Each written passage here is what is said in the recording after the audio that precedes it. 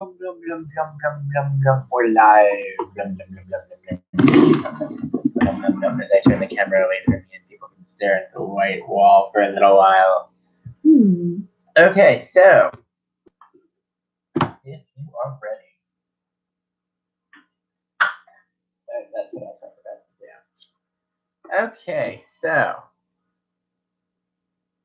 getting into our first shot adventure. For those that don't know or missed last episode, tell us about your character, Stephanie. About winning? Yeah. Oh. Okay, so she is a Dilettante? Dilettante. I think I may have Debutante, my dude. Debutante. That is not the way that it's fucking spelled. Oh my god, yes it is. I'm gonna beat you with my phone after it plays this Lego. I will show you that it is in fact debutante. And I will show you the before it says otherwise.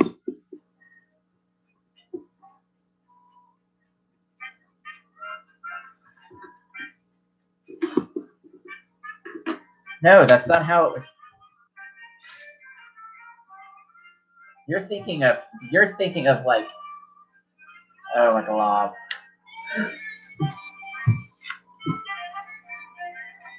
Josh versus Stephanie Rainbow Throwdown shit, the lost rat, whatever it was.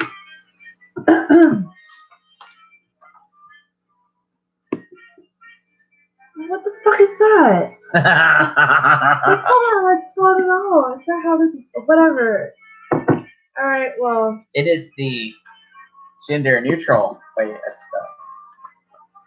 So that it covers both female and male, so that it acquires a whole entire social class in itself. Well, whatever. I'm still gonna call you debutante. Like Playboy. Playboy extraordinaire, Howard Hughes. He raked his penis open on a airplane, and now he's got the bug for flying. Anyway. Okay, so you're a debutante. We'll just settle that one down the middle. Okay. She's 25. She served in the war driving ambulances. She went to Germany, and then she got sent to the Pacific. And she's about 5'5", weighs about 89 pounds. She's got strawberry blonde hair, brown eyes. She's, very pale. And she knows about a lot of different things, from both her experiences in the war, having interesting neighbors when she was a child. And actually, your interesting neighbors would have been when you were stationed in Japan. Ooh, yes. So you're dealing with the whole, Japanese not trusting American soldiers. Yeah, and then, but like a couple people being like, well, I mean, you're not that bad. Yeah, I haven't seen them barbecue anybody alive like the Emperor said they would. Yeah, so they're like, well, I guess you're all right. So, because of that, she knows about like cult things. I'm not sure what that says, but it's Let me see. Oh, local, there we go. And from driving, she knows a lot about geography. She knows both Japanese and German, which they're just sketchy languages to know at the time, but she's always been kind of studious. And but from the war, she relies on those more. And so, which leaves us to where Wilfred is now, or Winifred, excuse me. So, you have returned home after the war to your family's, I wouldn't say palatial estate, but I would say well-off to-do home in Tampa, Florida, near the newly opened Air Force Base that has been built to support was built during the war years and is in continual use. Can I just say that I absolutely love the setting because, 40s Florida style was just so, colorful and bright, Yeah. So I greatly appreciate that. So, with that being said, you have returned home and you have been living in your family home for quite a few months now. Mhm. And it is become a routine that, the family kind of has their own routines. So it is not very often that the family is drawn together. But however, you find that one morning what was normally like your pattern is broken by like the sounds of loud arguments downstairs, and you quickly realize that they are the sounds of your great grandfather and your uncle arguing, and you're not necessarily able to tell what they are arguing about, that they are downstairs arguing. Okay. And leaving that to you, what you do. All right. She would be like, yo, what the fuck? Or guys, what is their grandfather and uncle arguing about? So she makes sure that she's like ready to be seen if she goes out Okay. into the hallway. And she opens the door. So when you open the door,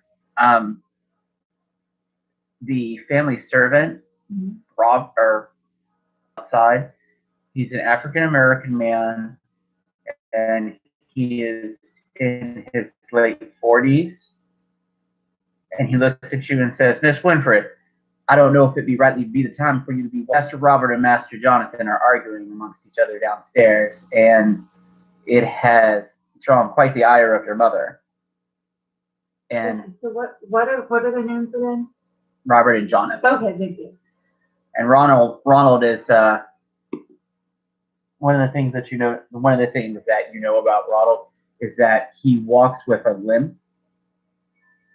Mm-hmm. Now, you're not exactly sure where the source. He goes, rightfully no, ma'am. I'm afraid, Miss Winifred, that it is none of my business to share the house's gossip. Okay, fair enough. He goes, merely, however, I would suggest that perhaps we take the back stairs. Sounds like a good plan. So, in going, you know that taking the back stairs in the 1940s, with the kind of environment that the household has, that this is something share the house that you're kind of being ushered into a servant's passageway, especially for having money. So when you walk down the stairs, you notice that there's nobody else that seems to be in the stairway, which suggests that he may have circled some of the other servants and some where you guys are walking through. And you arrive downstairs in the kitchen, and you're able to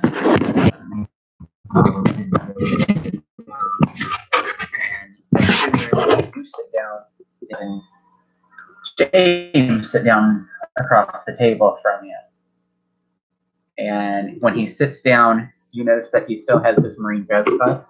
And no sooner does he sit down than he lights up a cigarette inside the house.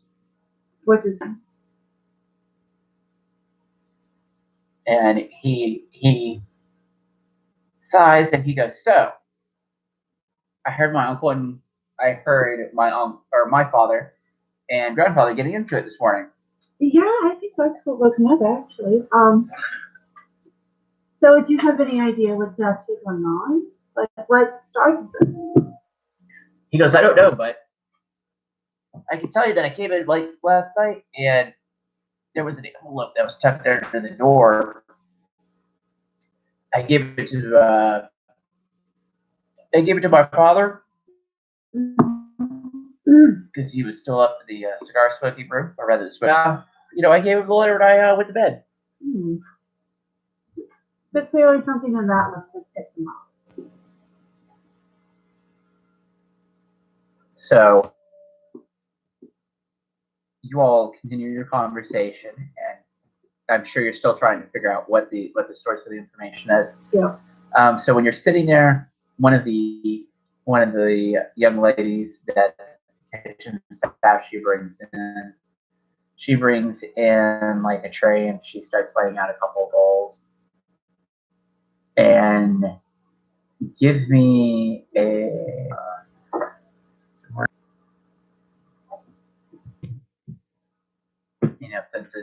since I still like that base roll, give me a d20 roll and then add 5 to it.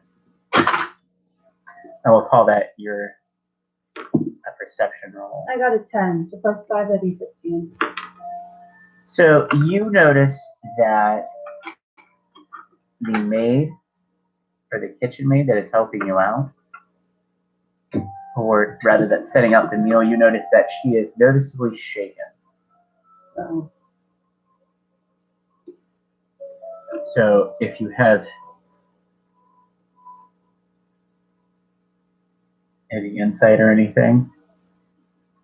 Well, what happened?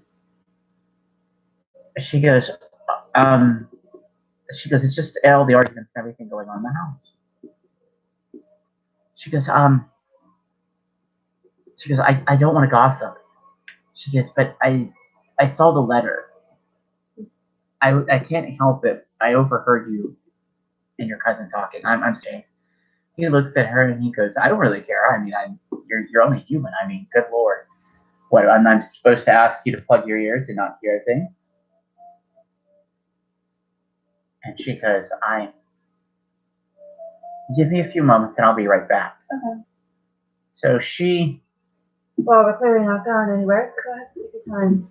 So she lays out breakfast. So she's laying out breakfast, which is pretty much just like, like a bowl of oatmeal or like grits and like a few, like either baked ham or like little fried bacon. Mm. I'm imagining a bowl of grits with 2 over easy eggs on top. There you go. With like bacon on top. There you go. So, with that being said, she also leaves drinks for you as well. Dining room. So about 10-15 minutes pass, and she returns, and she hands you a piece of paper, and she disappears. All right, let's check this up. Okay, so when you read the piece of paper, it says, I know where you were on November the 15th, and I know what you were doing, and I'll keep my silence for the object that you were carrying on that said evening. The less said, the more it's better. If you agree to our terms, leave the object at that location, or else we will reveal your secret and a lot of other things that we know. Uh-oh.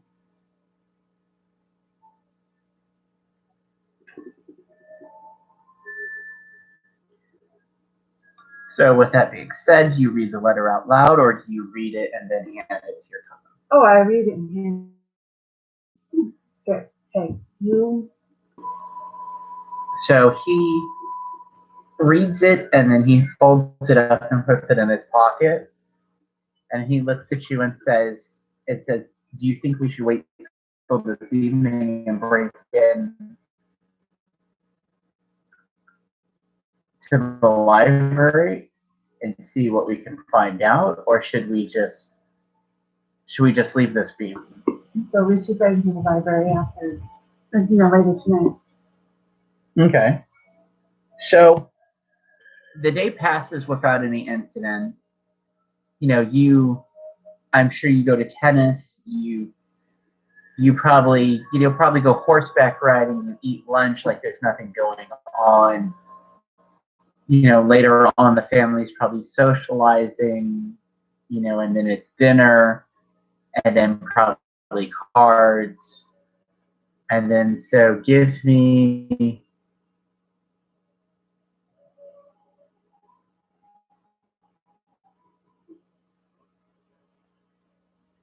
a 3d20 roll. 13, 17, 5. Okay. So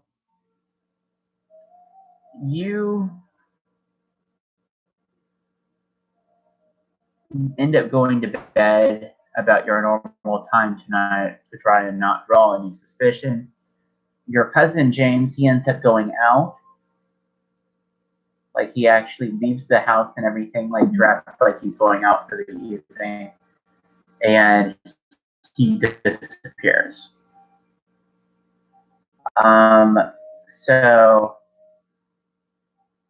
your first roll, you notice that, you know, he doesn't drive the car off all the way off the property. So in the driveway, and then turn the engine off. And your second roll, like, you listen to see if the house gone completely quiet, and you think it has. So when you go outside to sneak around, you run into Ron walking around with a candle lit in a hallway. And no sooner do you run into him, he says, Miss Winifred, headed to bed. Is it for you? Last round. No, I was just going to get a little bit of fresh air before I go to bed. He goes,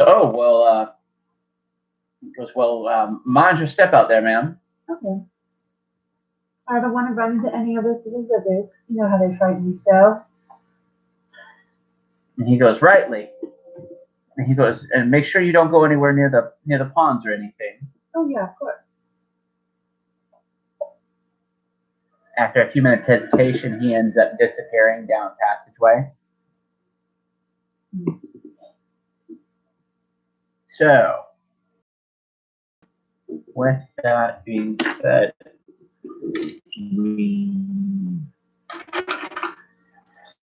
so your cousin James, he is going to sneak back into the house. For those that aren't seeing that, that's a 6. Oh my god. But you know what the funny thing is that, let's see here, 6 plus 3, 7, 8, 9. So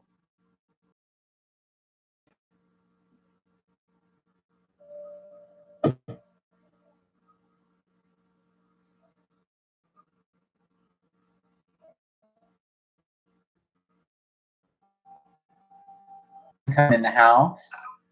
So now keep in mind, like, since we haven't really laid out what the house looks like, we have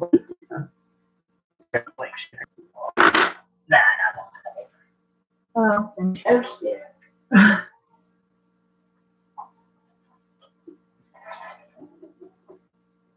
turn into the Pharaoh and the hatch right there. What? Nothing. That's my joke about having to draw maps out. Her and the girls were playing games that I had set up. And there's a misunderstanding about a hatch at, like, the layout of a fire station. Uh-oh. So it was very interesting. Like, this is how it looks. This is how it said it looks. This is how it looks.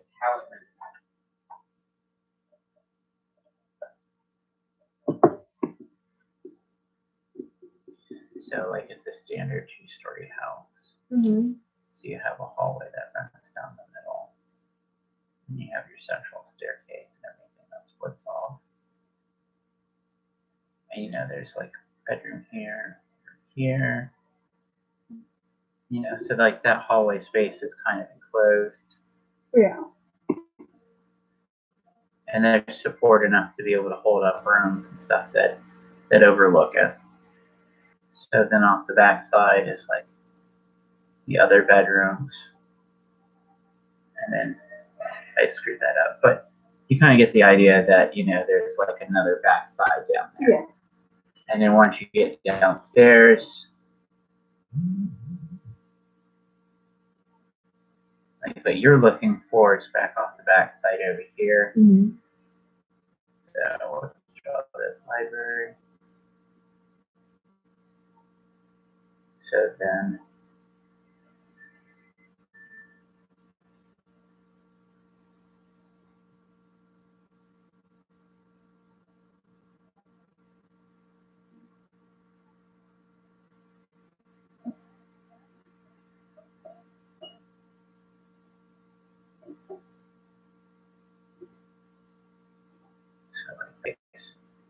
ends up coming down into two parts. So like the entrance of the house is actually off to this side. And then there's the addition that your house had the kitchen that was built on later on. So it doesn't sit directly on the dining room. Mm-hmm. So back off to here, there's like another, there's like a,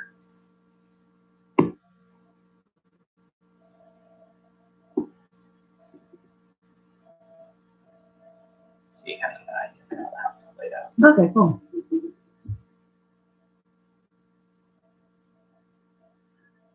So with that being laid out, so how do you end up basically making your way down to the library or meeting up with Jake? All right. Which set of stairs did I live? If I went to the one, So if you were to go down the servant stairs, I'm assuming those are the ones right here. no, that's the front stairs. Okay. So like not included on that map because not expecting, back space or whatever. So back off of the portion that you can't see, there's servant stairs. Oh. So that, if you took the servant stairs, it would take you down to the kitchen. Okay. So that's the way you were able to do it. And like there is a back hallway off of that wall that sits on the back. Uh-huh. That's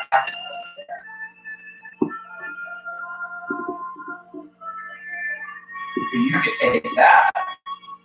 But that would probably alert the servant.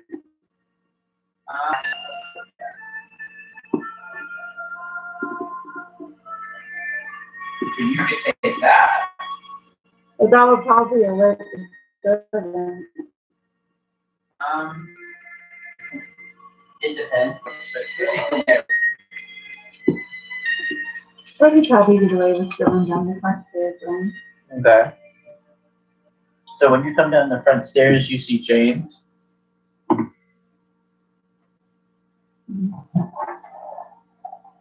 Okay, so he looks at you and he motions for you to follow him. And when you go to because you have to go through all three of those rooms to get to the library, or you can go through the front going that way. So which way do you suggest? Well, would there be any downside to just going directly to the library? If you go directly to the library, there you know that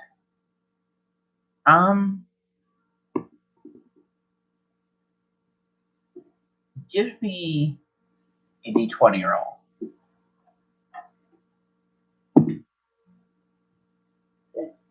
So at this time of night, you know, because it's probably, we'll say that it's probably about 10 o'clock. Mm-hmm. Maybe there, well,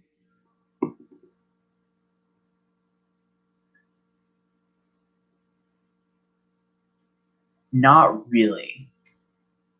Like activity would be confined to like the kitchen, like the servants' quarters, and like most of your older family members have retired to their rooms. Mm-hmm. Well, James, we could just go direct to the library, or, for the sake of sneakiness, go through those other rooms. Personally, I'm real curious on here, so I'd rather go direct to the library, but I'd like to see what you suggest too.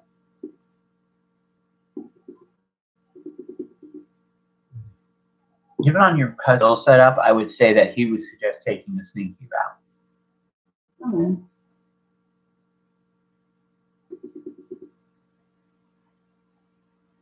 Which means that he tells you openly that he would have to pick the lock to the dining room, and then you all could be able to use the servants. He knows the secret way into the library from there. Okay, sounds good. So let him go ahead and make his rolls.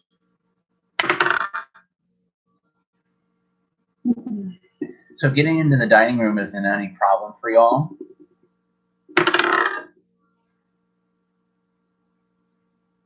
Nor is getting access way back there, even though it seems like Ronald may have locked the door, or one of the other servants may have locked the door.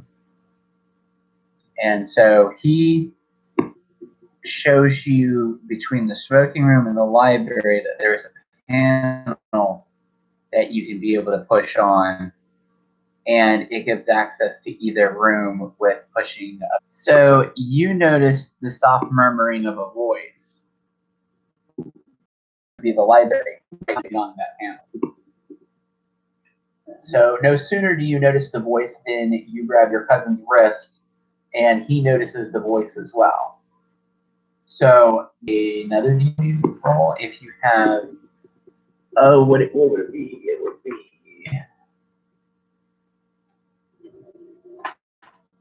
I think it would be a listen check. Okay, but you still make the roll though. Oh. And then what's your listen is wisdom? So you don't have anything stat wise to that number. Nope. So thankfully your cousin does. He's not good at it. He doesn't have nice scores like you do.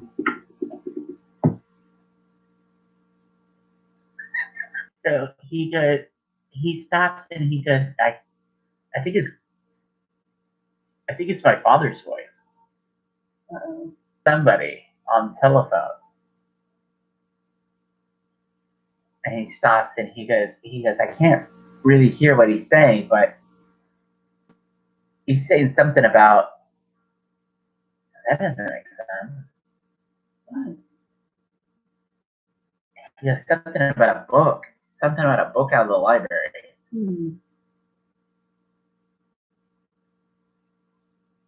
He goes, he goes, whoever he's talking to, he hard phone. So,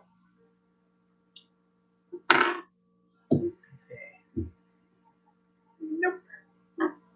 So he pushes open the panel a few moments later, and no sooner does he push open the panel, do you see his father taking a book off a bookshelf that you've never really been in the library.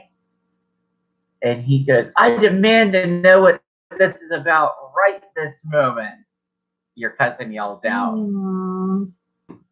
Great. By the way, so he failed his listen check. It was the first thing that. Oh, Jesus Christ. Is there anything else? Goodness, we just see the fish on that one. Yep, that's okay. Don't worry about it.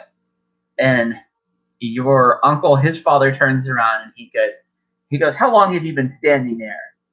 And he goes, don't you know that it's not polite to eavesdrop? He goes, well, I'm not the one being blackmailed, it sounds like. Ooh. And he goes, blackmailed? What are you talking about? And he takes the folded letter out of his pocket and hands it to him. And he goes, this is what I'm talking about. And his father looks at it and he goes, none of your business. And he goes, it has nothing to do with any of your money. It has nothing to do with this family fortune. Just forget about it. That's always the thing that comes up in my mind. And you say that out loud. Oops. So no sooner do you say that out loud, he looks at you and he goes, well, Miss Smartass, since you read German.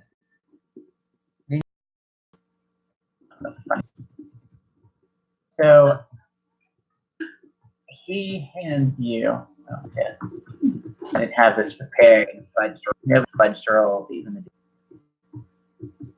But they're always delightful when they happen. That's just fucking awesome. Oh, here we go.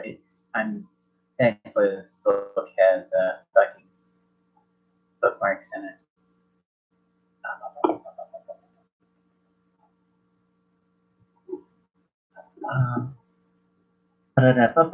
Thankfully this book has bookmarks in it.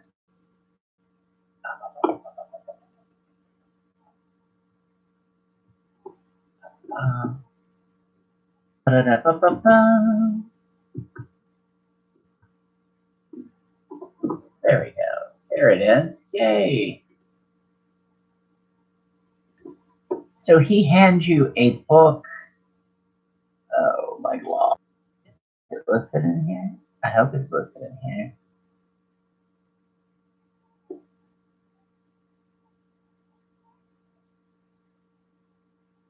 Oh no, you don't read. Don't read what? 1 second, I'm trying to see if there maybe there's a German version of it.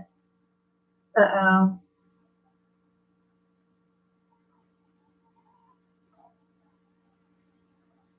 You are safe for now. Well, no, I'm sorry. He hands you a book, and it is in French, and you have no idea of what it is. So the best that you can be able to make out is that it says, oh, where's it posted? No, it doesn't say that. No, it doesn't say that.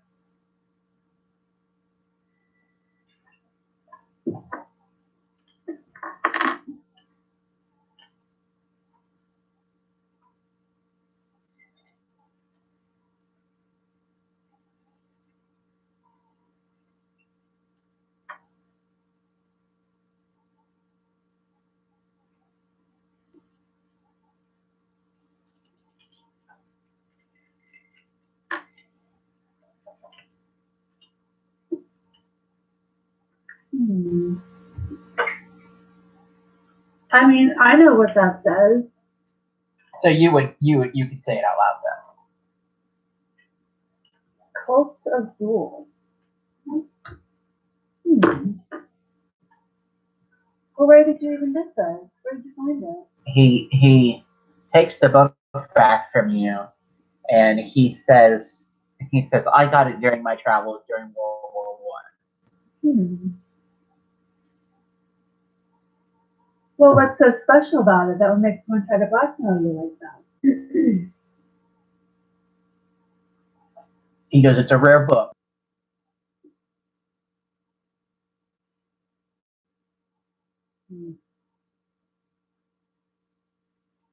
It's a rare book, and it's worth a lot of money to some people.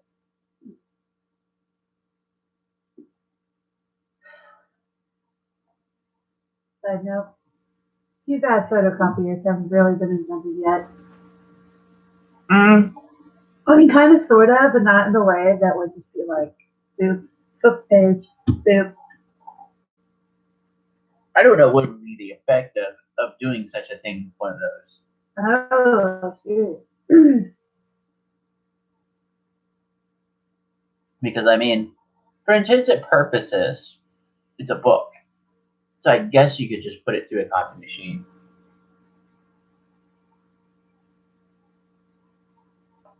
So he takes the book and he wraps it up in a strange... He goes, but lock the doors back on your way out. I'll lock this door. And he takes the key and he sets it in the desk drawer. That goes to lockbox, and he goes, now, I'll need the three of us know where this key is. And he goes, now, once we leave this room, with the lockbox in place, we'll make sure that it stays there. And in the morning, I will, as I said, against better judgment, give them this book. And he goes, we will not contact the police. We're not going to talk about this again. It's done. Okay. So you look at James, and I think you both are in agreement about locking the doors, or? Yeah. Okay. So when he and you leave the room, he sets the panel and notices that it's not right. Actually, he'll take the 20s. to lock everything back up the way that it was. And y'all head upstairs for the morning, or head upstairs for the night. Do y'all say anything? Do you and your cousin say anything to one another or anything? Well, she would say it like that. Well, I can say that I definitely did not expect that outcome. He goes, I think we should make some phone calls around. Yeah, that's a good idea. As we were walking, I did write down the name of the book in scrap paper. So. Okay. So,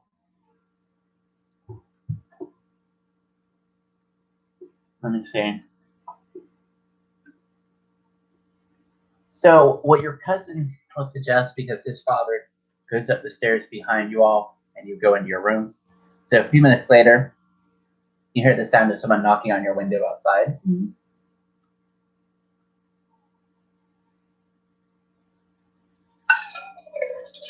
And when you look, your cousin's actually hanging on a trellis. And he goes, let's go into town and use the phone. All right. Wait a minute. This is 1947. Don't they have their own phones? He goes, yeah. He goes, we could use the phone here, but let's go. All right. So you all make the walk back to the car. Yeah. So you all go into town, and you of course stop at a diner, like a 24-hour diner that's there in town. Yeah. Because even being this close to the base, there's still service people that have some unusual hours. So there are some diners that are open. So he will pull up, like when you get there, he'll pull up, and he will. Let's take a look at something here. He will make a beeline for the phone booth.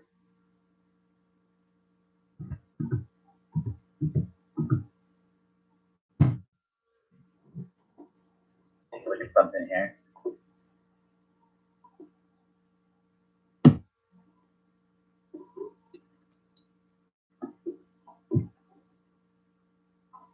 So he'll take the phone book and he places a couple of phone calls as quickly as he can. He makes a phone call, like you see where he tells, like, and you hear him on the phone. He tries calling some of the university professors and seeing, like, maybe even if this late hour, y'all could be able to contact somebody in. Actually, this is where you would come in because you have knowledge of what? Oh, no, you don't, do you? Neither one of you do. Oh, you have it. Oh, you know what? What? You know of someone that you can contact, actually, through you having that 5-ring cynical. All right. So I'll probably just be like, hey, I know who we should call. So you know that there is a old Cuban woman lives in Ybor City. That she is the one that taught your mother to read tarot cards, and you know that she is sometimes in the know of things. So you go and track her down, I imagine. Ybor City in the 1940s is still, it's not like nightclub city. It's still restaurants, and then how to be able to describe it, like a lot of the Cuban restaurants and stuff are open at night, and you know that she could be found at like the Cuban club. So you know one of the that you're not Cuban. Yeah. And you don't speak Spanish. Nope. So I imagine you would want to ask somebody who speaks Spanish. Well, do I have any friends that speak Spanish? as you're trying to think about it, like James like actually rolls down the window and like he's talking to somebody and asking for directions. You passingly hear him talking in Spanish. Oh, okay. Which you didn't know that he spoke Spanish. Well, I didn't know you speak Spanish. You speak Spanish? He goes, yeah, I had to go to the Philippines, so I had to learn a little bit of Spanish. Nice. This will be helpful. He goes, why? What's up? Well, usually just hanging around the Stephen Club, but there's two problems to us, my dude. She wouldn't say my dude. One, we're both really white. Two, I don't speak word Spanish. He goes, that's okay. He goes, not everybody that speaks, or not everybody that's Cuban is has black hair and dark skin, you know. You're fine. The brown eyes. I don't think that I would pass. He goes, that's okay. I'm sure when we get there, we can be able to ask. Okay. So it takes a little while for y'all to actually get anywhere with this.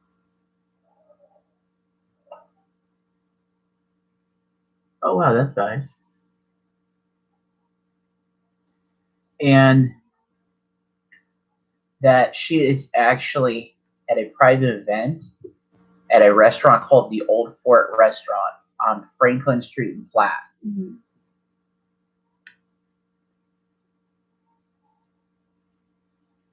So it will take you all a little while to get there. Yeah. So you're making the drive back.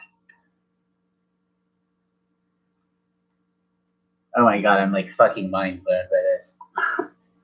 Some of the pictures here, it's Dutch Cleaners Laundry, Tampa Bay Liquors, and Amethyst Service Station on McDill Avenue, 1947. And like, there's no fucking lights in the background. Like on the background. Oh wow. Yeah. So it doesn't. So you have no idea where that was. Wow. Yeah. See, like you know where Peachtree Paint is still up there on Florida Avenue because the building's still there. Yeah. But anyways, so after about a good 25 minutes, you all arrive at the restaurant to see that they are valeting cars, and there is like somebody at the door in a suit with like a list in his hand. And when you walk up, he looks at both of you and goes, "Good evening. How can I help you?" By the way, her name is like I'm gonna make you laugh. Her name is Consuela.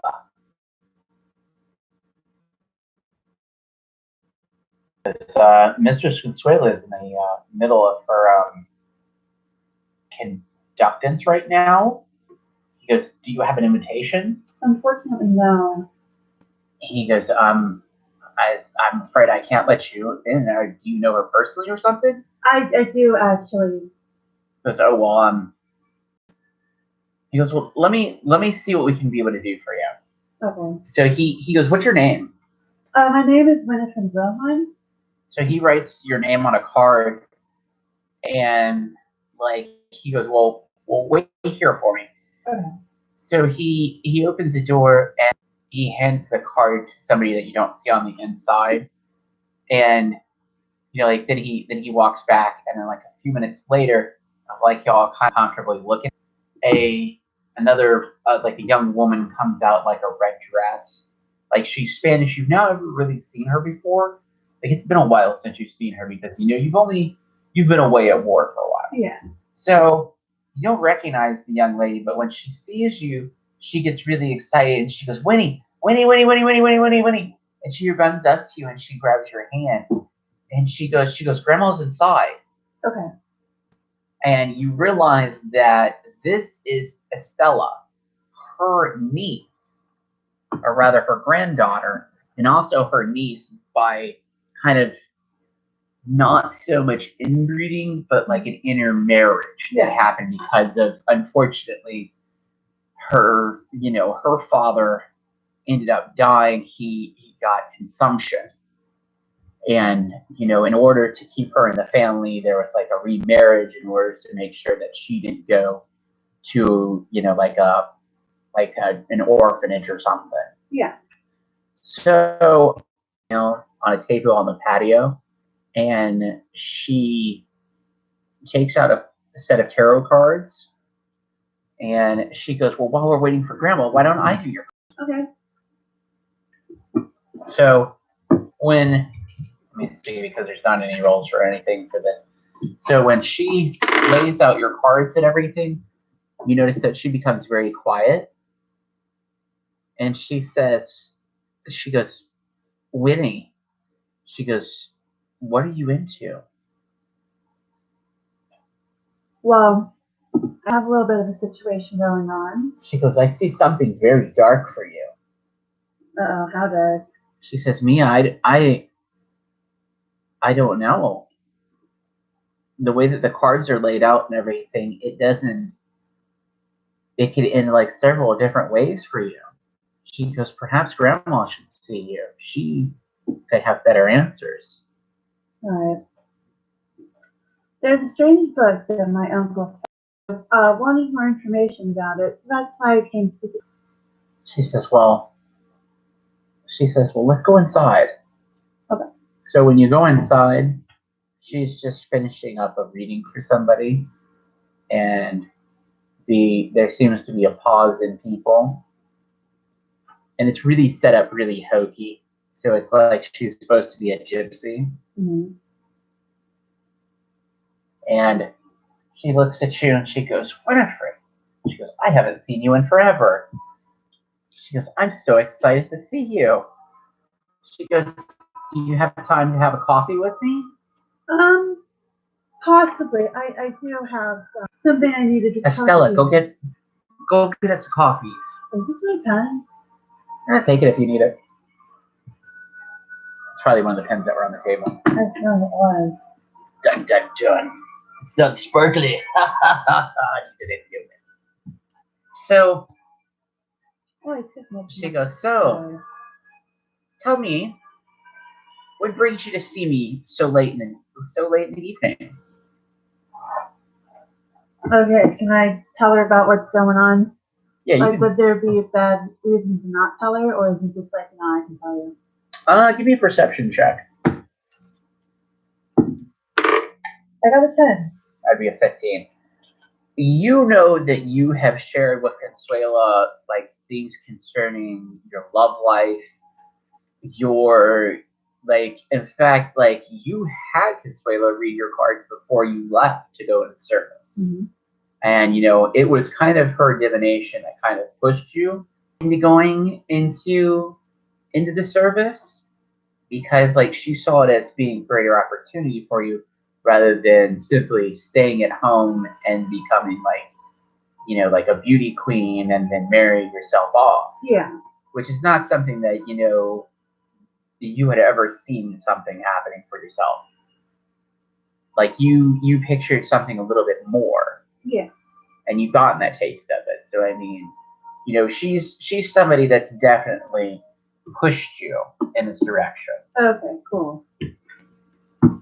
So I would definitely trust her. Okay. That drives me nuts. What? Is it the chair or No, it's the pen. I had a dark blue pen. I ate it. Why? I ate it because I could. Had a fine point, and you know how I am about points like that. We'll hunt it down later.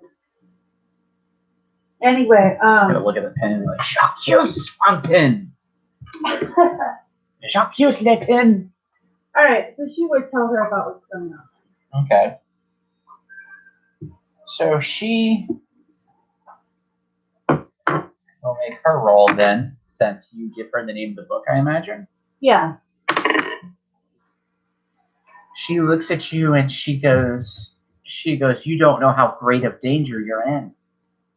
She goes, "You need to make sure that book disappears out of that house and that you'll have nothing to do with anything of the like ever again."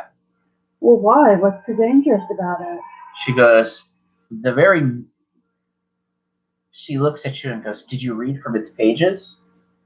No, he wouldn't let me look. He wouldn't really let me look inside. She goes, "Good. He saved you." Hmm. Consuelo looks at you and she goes, "How much do you know of?" And she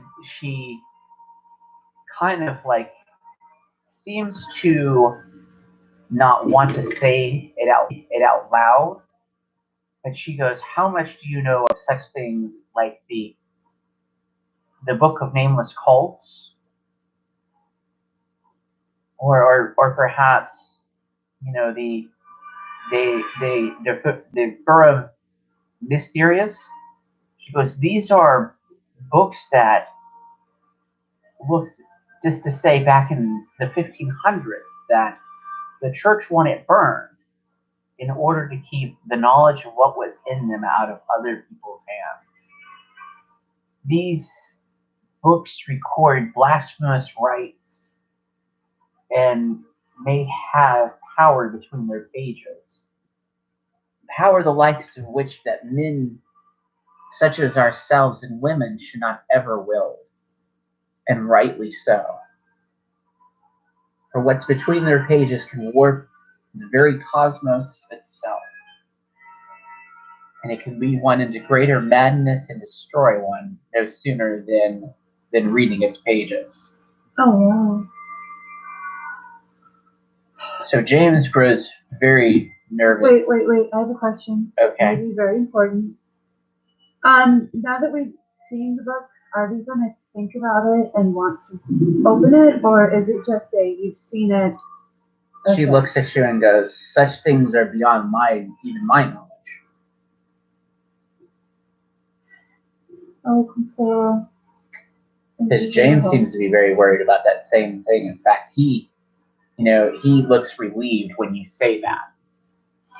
And then he looks very worried about whether that's something that can happen as well. Yeah. And he goes, "Do you know or he asks Suela, he goes, "Do you know what effect that it may have on somebody that reads its pages?" I only ask because my father, he says that he picked it up in France during World War I. And she goes, it's fully possible, but it's not very much that I know about it, I'm afraid. I can only tell you that it's not right. What's preserved within its pages are not right." And he goes, "Do you think that it would affect anybody's mind? Like, change them? Make them dangerous to their family?" And she goes, "I don't know." She goes, "That is something that I'm afraid is beyond my purview." She goes, "I could read your cards and perhaps try to tell you what lies in the future." She goes, "That's the only way that I could really be able to try and get you an answer." Is that something that you're willing to do? Absolutely. Okay. So when she goes to start laying out the cards, the lights in the room go out. Uh-oh. And she whispers to Estella to get a candle.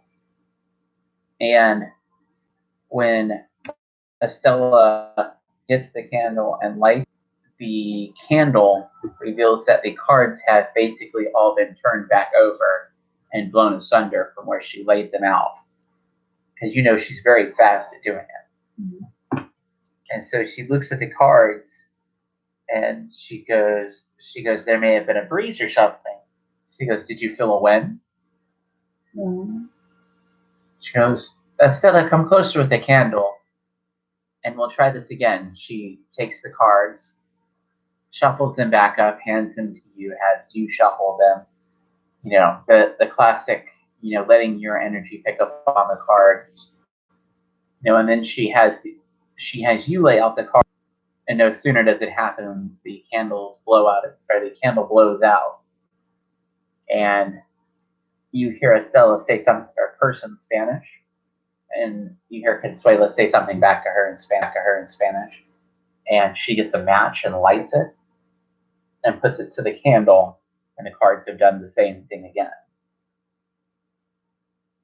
Consuela looks at you and goes, I don't know how to tell you this, my love. She goes, the spirits will not tell us anything this evening. She goes, I've never seen this before. She goes, you've gone beyond where I can be able to help you. She goes, but I have a cousin who is a professor at the University of Tampa, and he's more knowledgeable in things. He used to go to school up there in Arkham, and he's a little bit more knowledgeable when it comes to things of this matter. She goes, but it's late for the evening.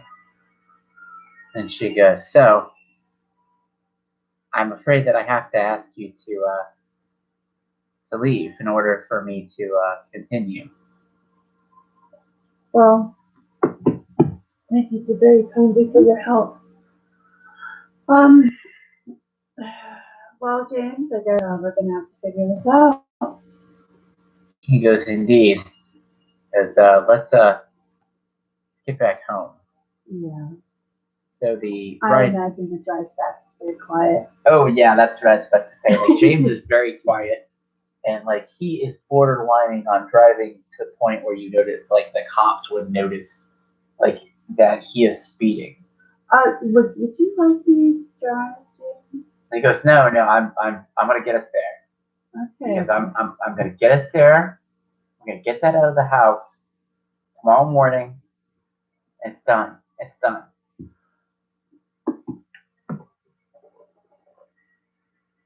So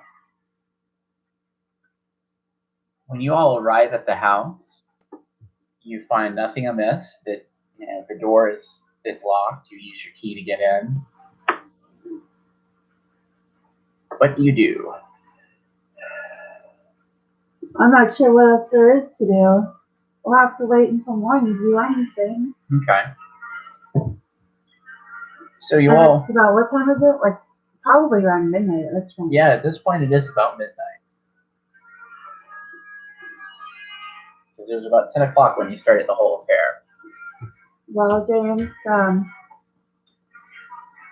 you suggest we just call it a night and wake up very early tomorrow, or is there more for us to do at this point? Because I'm going to take a cat nap. Because I'd like to sleep sitting in front of that damn door. But it won't do a bit of good. Yeah. The door is locked. The front door is locked. And I think this is going to be the end of it. Because I guess we'll go to bed then. No sense in being uncivilized and the family seeing me do that. Yeah, that's being right too. Uncivilized, I mean, I'm not sure that, my mom and your mom would look very kindly on seeing me sleep in a chair. No, they really don't. They would certainly have questions for both of them. Especially if I had a firearm on me. Yeah. So, what time should we reconvene? Hey guys, so what do you say about 8? That sounds good to me. You all head to bed. Excuse me a second here.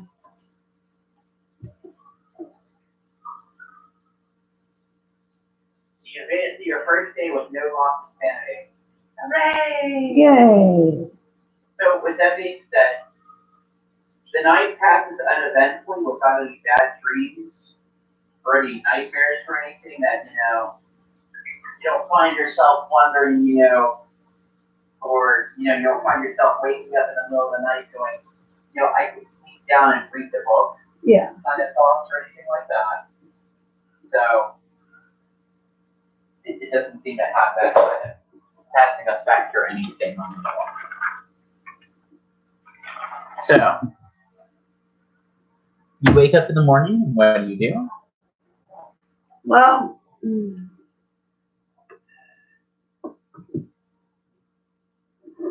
definitely gets ready to go. maybe she'll have like snacks in her room, which I think they probably did at the time. Maybe like there's a biscuit somewhere she snacks on, just like a pre starting with a snack. She's making cookies. So, okay, so no sooner than you start getting ready and everything, you hear a knock on the door. She shoves the rest in her mouth and chews it up real fast as she's coming over to answer the door. So your cousin James, he's already dressed and everything. It's like, are you ready to go? Yeah. Y'all convened outside the library, or at least that's where he's headed. Mm-hmm.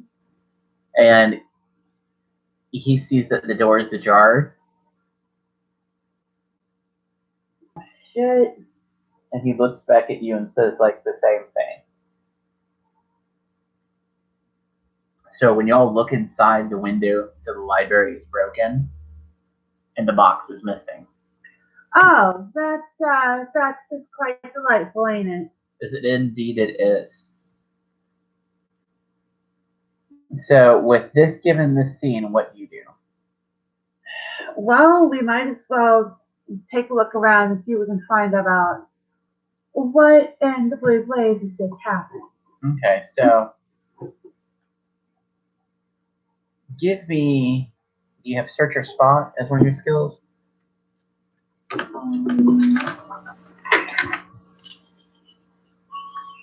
Nope. No? Give me a base roll, a search spot. In between, yeah. I got an 8.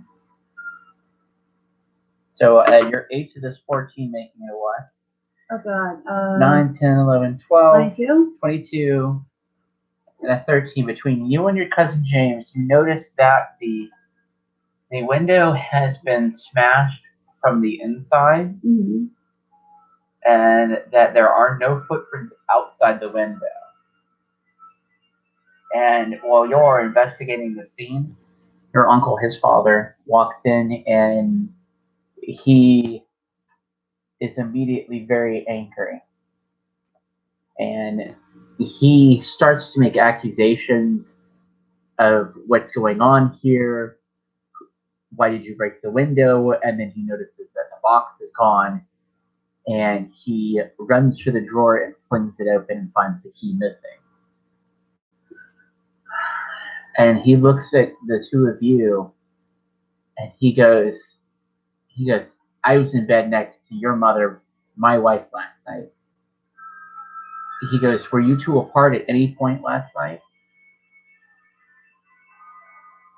Only when we separated to go to bed. James says, when we went to bed. He goes, all the other doors are locked still? And James goes back to the panel. And he goes, the doors are still locked. Because, in fact, the only room that's not locked in this hallway was this one when I removed the panel in the dining room door where they're laying out breakfast right now.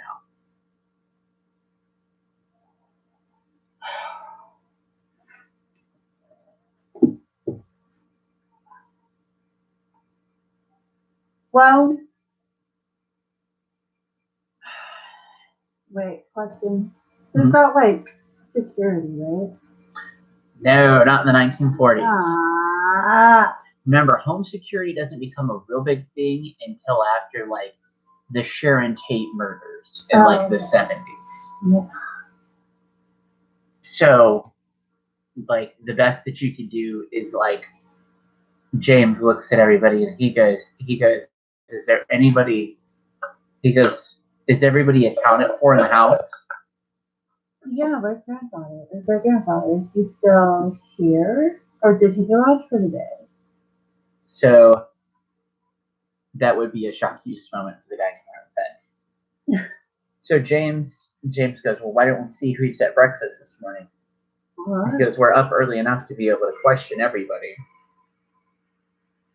So when you walk into the breakfast or when you walk into the dining room, your mother's there, his mother, your grandfather Robert is there, the servant girl from last that you saw last time, her and one of the other kitchen help is out, basically sitting up the plates. Mm-hmm. And the only person that you notice, well, give me a d20 roll. Okay. I got 5. Let's see, your cousin's wisdom score is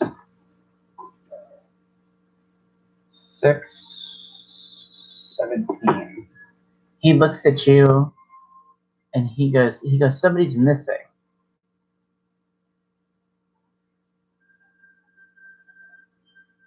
And it takes him a few minutes. And has anybody seen Ronald? I have not seen Ronald. And your grandfather looks at him and goes, why would you be looking for Ronald?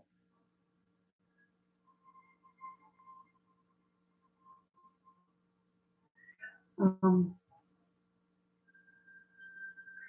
can't think of anything. Neither can he.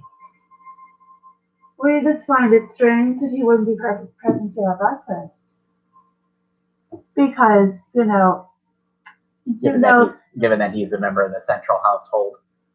No, he cuts my apples just right. So I was just wondering where he might have gone. Sounds kind of weird.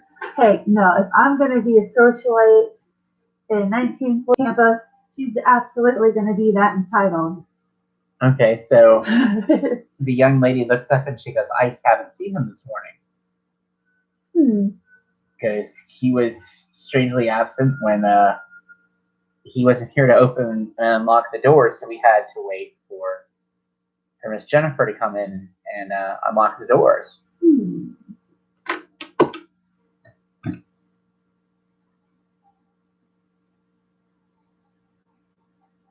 Ooh, I have a good thought. What's that? Maybe he's listened to the conversation in the library last night.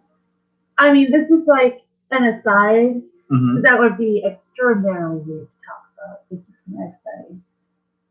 So I imagine you say that to James. Yeah. So James, seems to let the conversation and everything lapse back into silence, and he finds a reason to get up, and he goes over and whispers in his father's ear, and the two of them exchange glances, and the two of them get up and leave, and when James reaches the door, he motions for you to follow. Oh, I'm absolutely going with. Okay, so when you go, your uncle will look at the two of you and tell you to split up and search and see if anybody has taken off with a vehicle. Is there a vehicle missing from the garage? Is there, has anybody seen anybody leave? Go check around quickly, and we'll meet back here and convene about what we find out. So he heads back off into the servants' quarters, and your cousin will, I guess your cousin and you will probably stick together, and he'll run to the garage area, basically, to where the cars are. And you don't see that there's a car missing at all. So, you'll, I guess, start questioning the groundskeepers. Give me a d20 roll. Or give me 2 d20 rolls. I got 8 and a 10. 8 and a 10? Okay, let's see what you got that you can add to it. You got diplomacy, so add a 9 to one of these rolls. Oh, definitely get a 10. So then, let's see, you don't really have... We have gather information, so add a 9 to another one of those rolls. I saw that 2 out of the 8. Okay, so basically between those two rolls, what you'll find out is that anybody this morning when they came in. In fact, when the nice Mexican scene singer Ronald at all this morning, in fact, he's usually one of the first people up when he unlocks the gates for the groundskeepers to come in on Wednesdays, which is today's day, or which is today. And So like your cousin tells you that as well. And he goes, well, we can reconvene with Art and let him. It becomes obvious that there's something very wrong in the house, and you've never seen it before. Give me a d20 roll. Okay.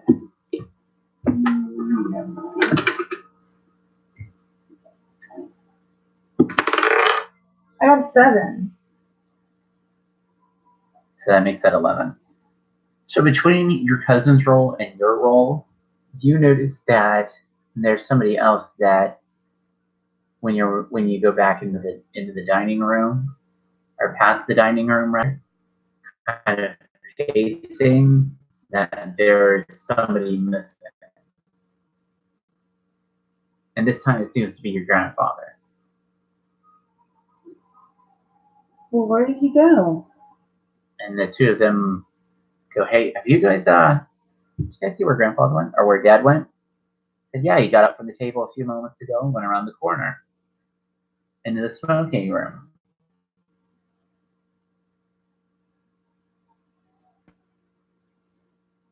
Well, we should.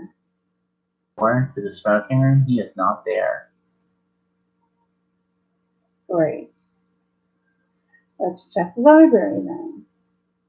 Okay. So, give me a d20 roll. I got an 18. So, when you're leaving the smoking room, you notice that there's an odd, something, little rectangle of light from a corner, or a corner of a bookshelf. And the closer you get, you notice that there is a space behind said bookcase. Wow. Well, what is up with that? Do you say something to your cousin, or? Yeah, I'll be like, do you see that over there? He goes, no, what? Or actually, no, what he'll do is when you say that over there, he will. Oh, he failed the roll, so he'll go, no, where? Is this going to be another Lusty Booker situation? It was. It is for him. It is for him. He failed the roll.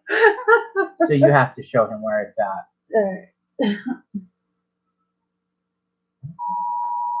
What the Oh, fuck? that's our Trump warning. That's your Trump warning. Is it your Donald J. Trump warning? Yes. This is not a warning. This is a test. A test of the Donald J. Trump Federal Network. Reaching out to you to let you know the Russians are coming. Anyway.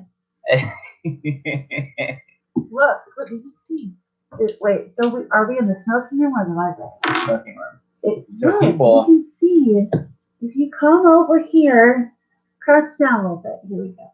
See, like you can see. So when you say that to him, he will reach over and he will actually pull the bookcase aside, revealing that there is a small hallway. Oh. And a stairwell beyond. Whoa.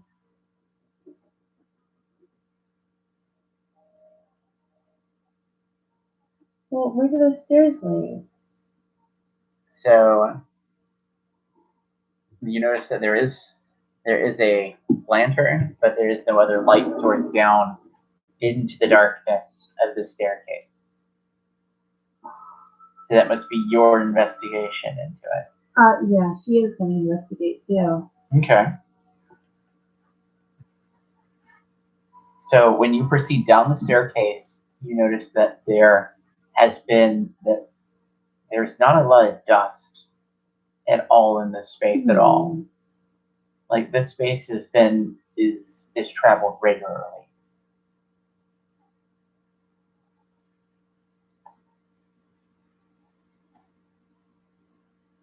And when you come into the end of the staircase, did you notice that it's still dark? Yeah.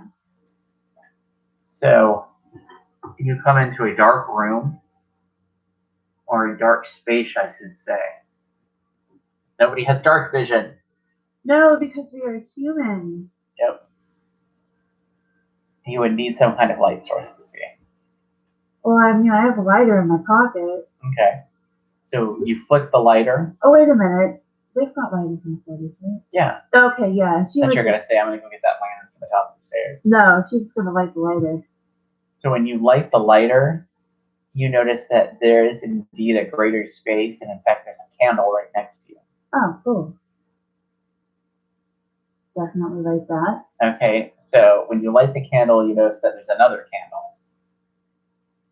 She won't light all of them, but she'll light enough to see. Okay, so when you start lighting more candles, you start noticing that these candles are put up on like huge candelabras to provide light to this room without providing any other light source. It looks like it is a way to limit lights as well. And you notice that there is a lectern in like the middle of an empty space. And you see that lockbox is placed on the floor. Oh, wait a minute. Now, if there were any ritual lines, do you think she would notice that right away, or would it just be like oh, well, there's the box? If you're actively looking for ritual lines, well, you have dots in a cult, so give me a d20 and add your occult.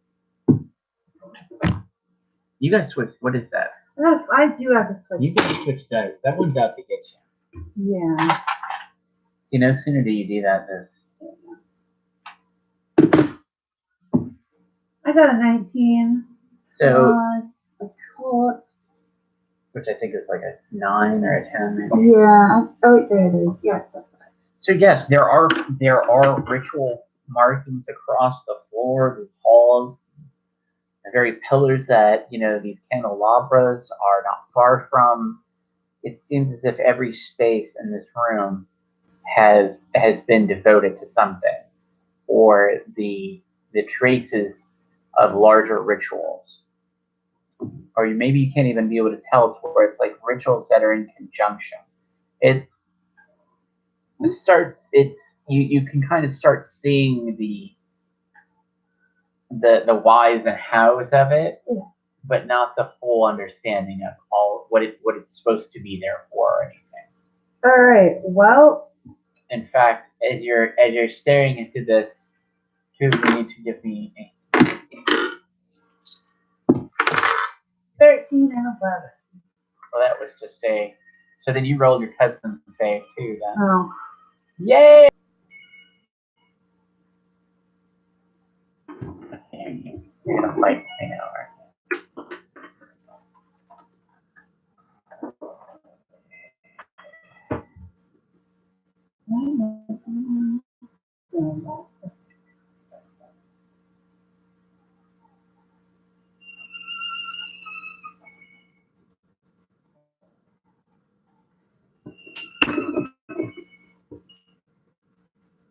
So what did you roll there, buddy?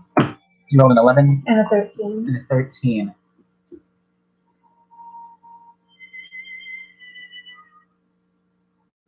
So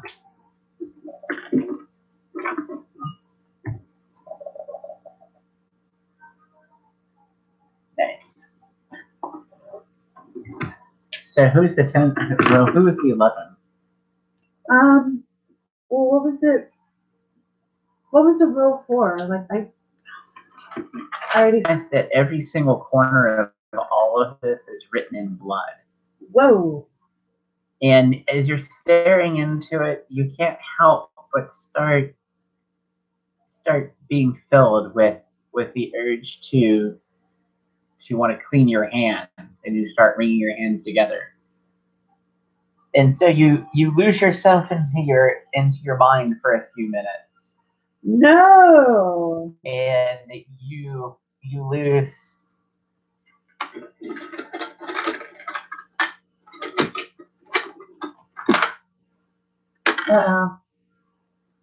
You lose one sanity point. So you're down to 49. Which is the first time you've had to make that roll, so that's pretty damn good.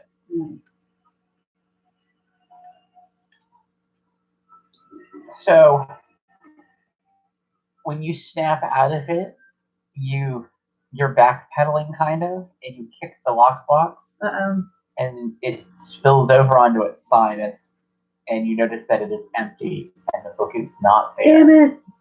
Nor is the strange cloth, or nor is the strange piece of leather that it is wrapped in. All right. Well, how the hell are we going to figure out who was in here? So James, you can see that he gets agitated, and he pulls out a lighter and he starts lighting all the candles and everything in here. Dude, don't do that. And he goes, "We're gonna find this damn book." Hey, if you light all those candles, it might start some kind of ritual that we don't know about, and I'd rather not be found down here. And he goes, "No, they came down here. They had to put the book someplace."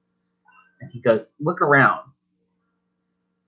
I am looking around. That's why I'm saying don't light all the candles.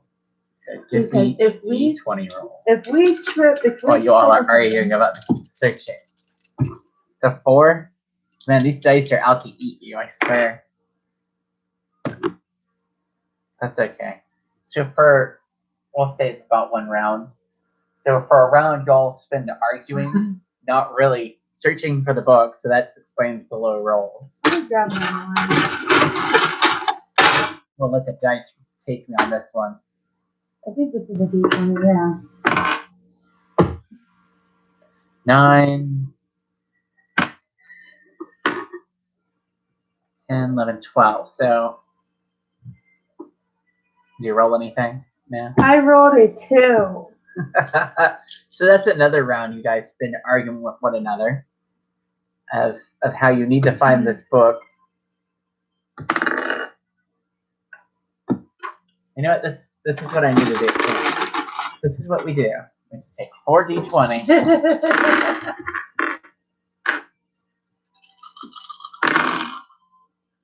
Okay, we'll just roll them a whole bunch of times. Let's get the numbers out, and then we'll start the story out again. Okay, I like that. Okay, so James will make his search again. Yeah, that's a 15. So what you all did not realize is the book was actually on the lectern the entire time that you were arguing and searching around. Okay, so I was super duper wrong. So it is still in the room. And he walks over and snatches the book and the piece of leather. And he take a roll. I love it. I love it. I love it. I love it. I love it. What did you get? He just failed a roll. Oh, geez. And he's about to let you know why. He drops the piece of skin, and he goes, "That's human skin." Ew. And he will take his next few rounds dealing with his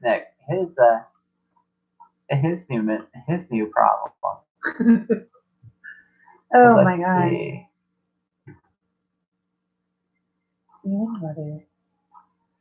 Short term. I'll never forget that conversation we had about that.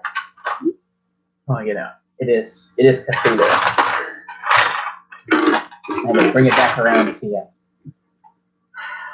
Taking it old school bedrock style. Should we tell the internet at large about our conversation? No, because then you'll never be able to. So no sooner does he say that, he faints. Oh, great. So he drops the aged piece of human skin and faints to the ground, leaving you, the book, him, and the piece of skin. Well, God damn it. And then she says it exactly like that. She marches over. She's seen some shit in the war. She just picks it up. And uses it to pick the book up and in a scoop. She goes and she gets the box, and on the left turn, puts the book in there, slams the thing shut, and she kind of kicks him "Hey, come on, man." So he rouses when you kick him because it takes 1 round. So he rouses and he goes, "What? Because what happened?" You You touched the skin. I didn't vape. Yes, you did.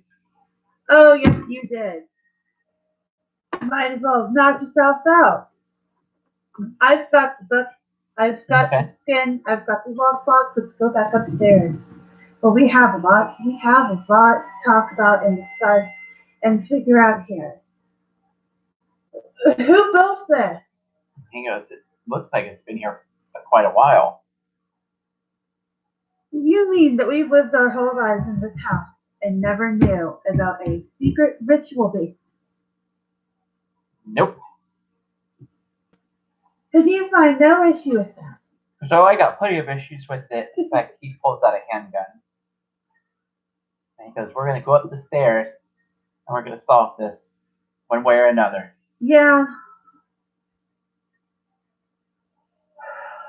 Well, we might as well go. But who would have done it?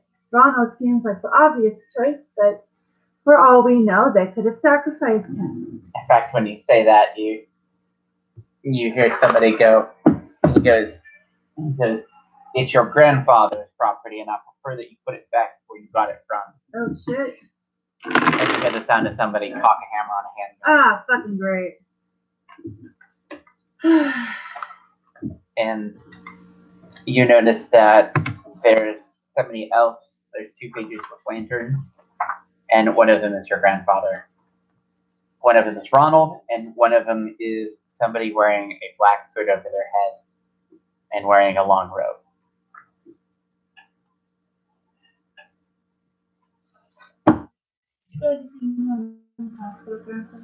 And he goes, you put my book back. Who the hell's calling me? Somebody who loves you. Yes, it is. Somebody who loves you. All right. All right, so shall I pause it there? Yeah. Hello. Yeah, what's going on? She's still my victim.